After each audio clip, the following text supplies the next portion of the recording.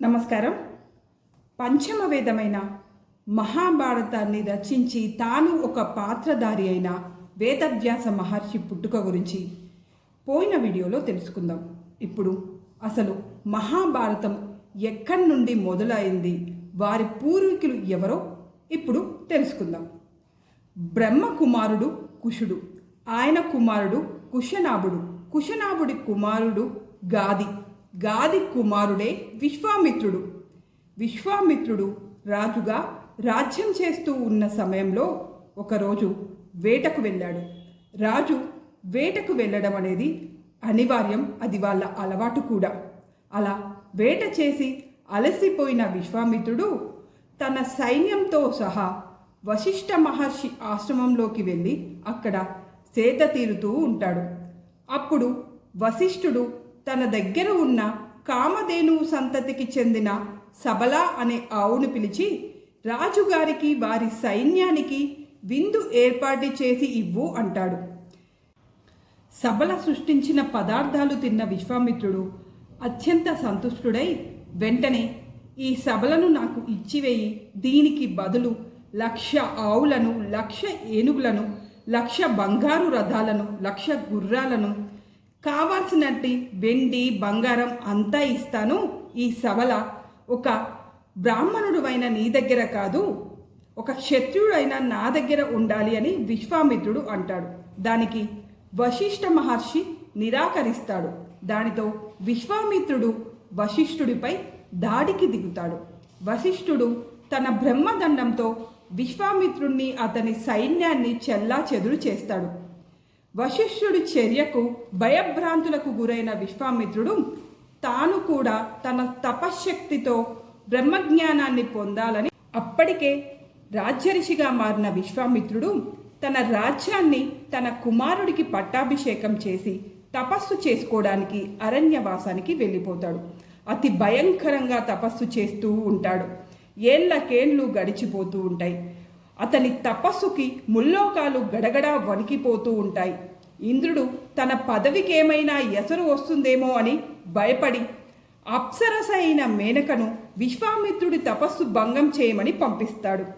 అప్సర మేనక మాయలో పడిన విశ్వామిత్రుడు ఆమెతో పగలు రాత్రి అనే తేడా లేకుండా రాసలీలలాడుతూ ఉంటాడు. వీరిరువురి కలయిక వల్ల పండంటి ఆడ శిశువు జన్మిస్తుంది. విశ్వామిత్రుడి తపస్సు భంగం కలిగింది కాబట్టి తాను వచ్చిన పని అయిపోయింది అని మేనక స్వర్గానికి వెళ్ళిపోయింది. ఇది అంతా ఇంద్రుడు చేసిన పని అని తెలుసుకున్న విశ్వామిత్రుడు తాను తపస్సు చేసుకోవడానికి వెళ్ళిపోతాడు. దానితో వారిరువురికి పుట్టిన ఆ ఆడ పసిబిడ్డ ఒంటరిది అయి ఏడుస్తూ ఉంటుంది.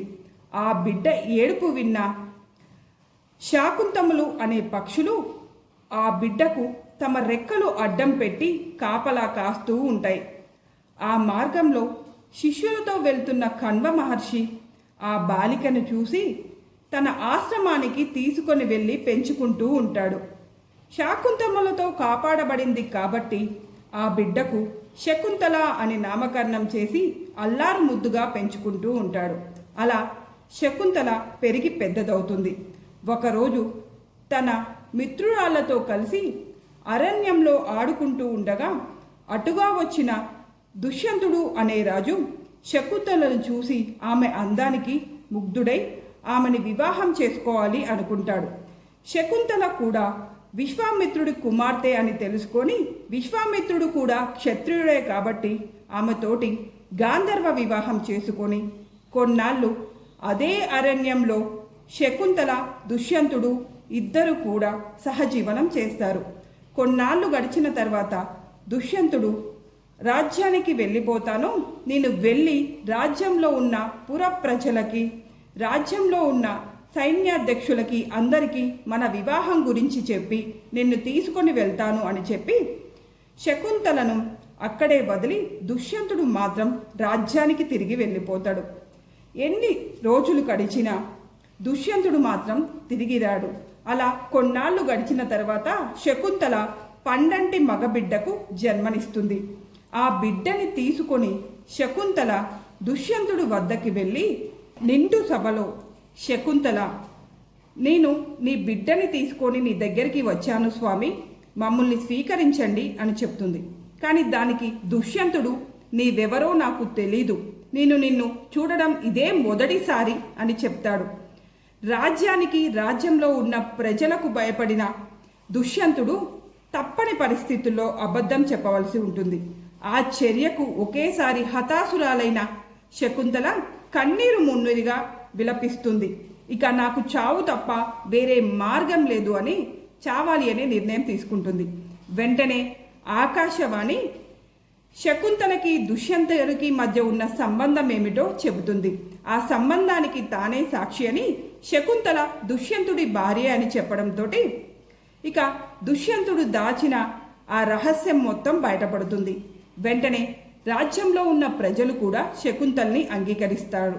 దుష్యంతుడు కూడా శకుంతలను తన పట్టమహిషిగా అంగీకరించి దుష్యంతుడితో పాటు శకుంతల కూడా కొన్నాళ్ళు రాజ్య పరిపాలన చేస్తారు. అలా కొన్నాళ్ళు గడిచిన తర్వాత దుష్యంతుడు అరణ్యవాసానికి వెళ్ళాలి అనుకొని తన రాజ్యాన్ని తన కుమారుడైన భరతుడికి పట్టాభిషేకం చేసి తాను తన భార్య శకుంతల ఇద్దరు అరణ్యవాసానికి వెళ్ళిపోతారు. అంటే వానప్రస్థం.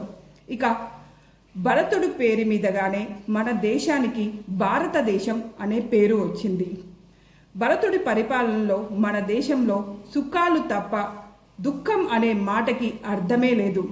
సుఖ సంతోషాలు భోగభాగ్యాలతో విలసిల్లింది కాబట్టి అతని పేరు మీదుగానే మన దేశం ఇప్పటికీ కూడా భారతదేశంగానే పిలువబడుతుంది.